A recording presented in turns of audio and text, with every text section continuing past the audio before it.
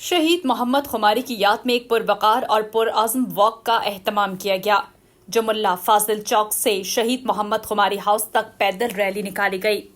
اس walk میں شہریوں، نوجوانوں، سرکاری افسران، سماجی رہنماؤں اور مختلف شعبہ ہائے زندگی سے تعلق رکھنے والے افراد نے بھرپور شرکت کی۔ شرکاء نے شہید کو زبردست خراج عقیدت پیش کیا۔ ان کی تصویر پر پھول نچھاور کیے گئے اور شمع روشن کی گئے تاکہ ان کی یاد کو تازہ رکھا جا سکے۔ اس موقع پر D I G Makran Parvez Umrani, S S P Gwadar Zia Mandokhel, D S P Chakar Khan, additional deputy commissioner revenue doctor Shakoor اور میر عبدالغفور ویلفیئر ٹرسٹ کے چیئرمین میر ارشد کلمتی سمیت دیگر مقررین نے خطاب کیا۔